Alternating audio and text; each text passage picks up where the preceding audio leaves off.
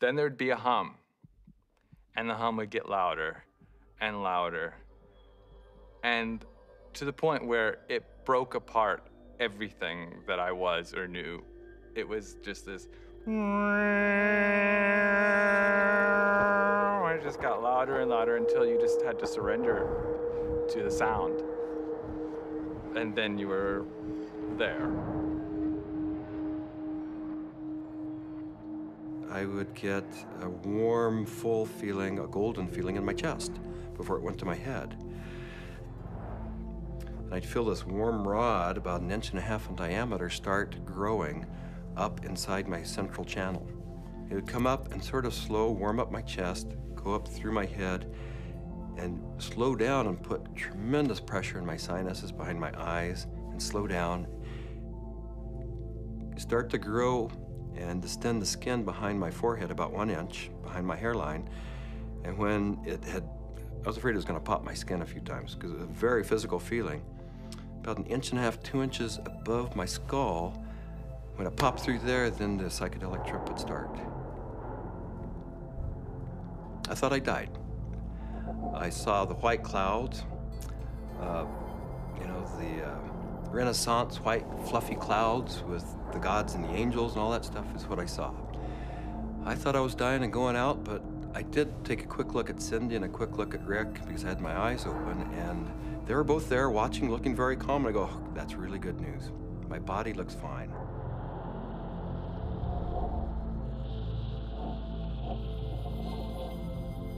So I didn't know whether it was my birth I was re-experiencing, my death which was yet to come, because I know that time crumbles. The linearity of time is totally meaningless in these states. You are at the Godhead, the point where all time folds in on itself. More and more layers of my humanity start peeling off. Finally, the last, almost the last layer, and I can't even describe what it is, but you have, at some reaches way in there, there is like the last layer of that which defines you as a human being, and it goes, you are no longer a human being. In fact, you're no longer anything you can identify. There was no concept of time. It was so disorienting. I was so terrified. I have never in my entire life been so terrified to be blasted out of my body, to leave my body behind, to be going at warp speed backwards through my own DNA, out the other end, into the universe. And so I went right into this white light. As soon as I went into it, I lost any sense of being different, any sense of what I was doing, past, any sense of future. It was absolutely blissful and euphoric, and I just felt like it wasn't I. I was everything. I was the light. There was no sense of separation, no shadows, no differences, no past, no future. It was all present and white yellow light. Then I felt myself falling out of this light, and as I fell out of it, I could feel the light was like a glow, like the sun with flames coming out and lapping out, and I could already start to feel this tremendous separation. I reached across, and it was suddenly I'm in the universe, in this huge void with these beings on the other side, and I put out my hands, and this incredible rainbow of pink light went between me and these entities. And I was trying to make it be like a white light, but it was this incredible pink light, this energy of love that this capacity of love that we as human beings have, that I was trying to just send to them. This meteor-like trip through the infinite space of the interior consciousness is up pops the picture puzzle pattern door. And I'm now whizzing through this sucker like if it was nothing. I'm flying through it. But now I know what the picture puzzle pattern door is.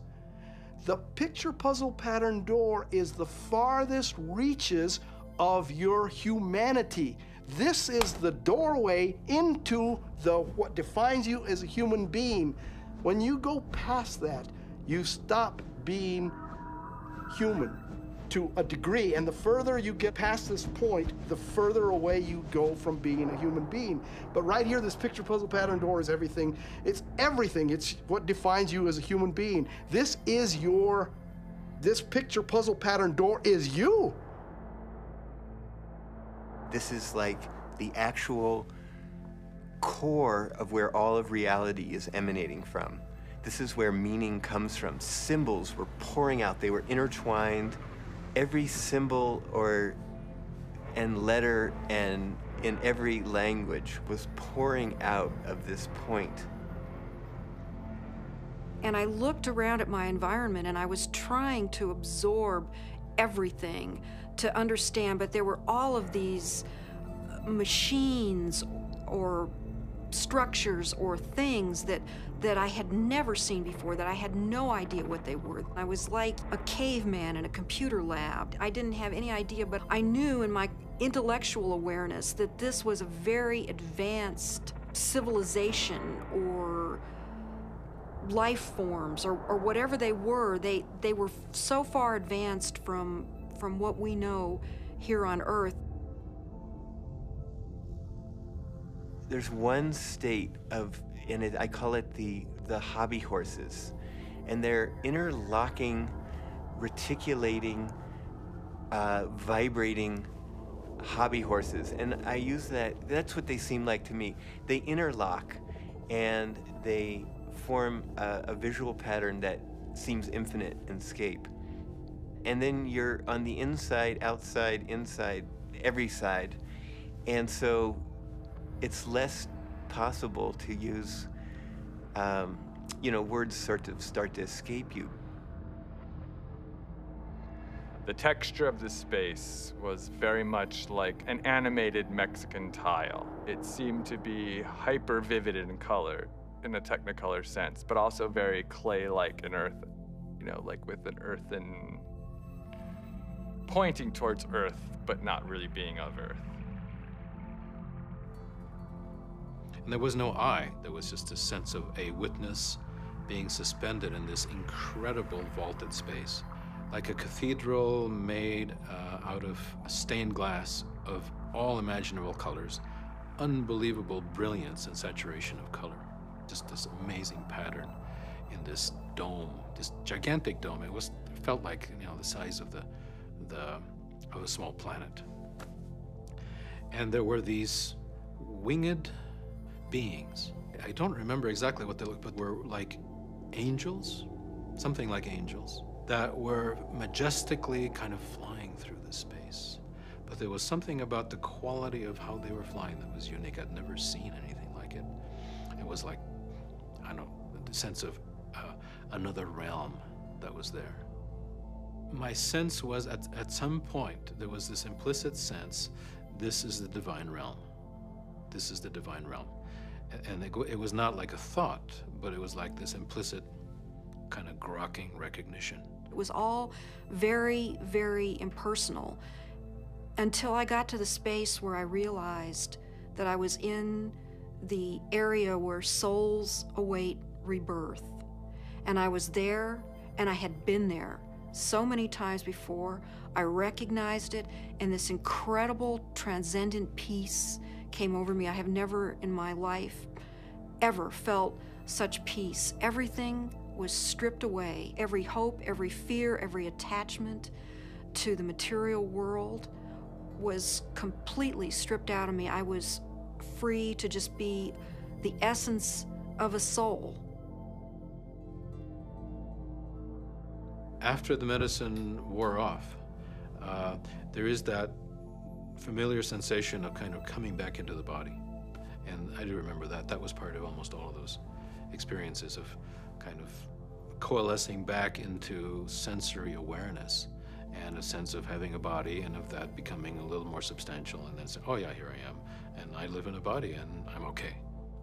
So Laura removes the eye shades, and I ask, not really with my eyes open quite yet, I ask, how long was I gone? Because I needed to know. And Rick chimes in like 15 minutes.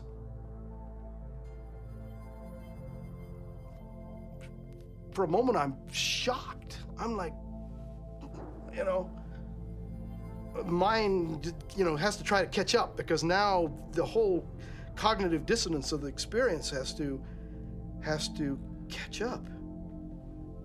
I was gone for 15 minutes. 1,000 years of experience in 15 minutes.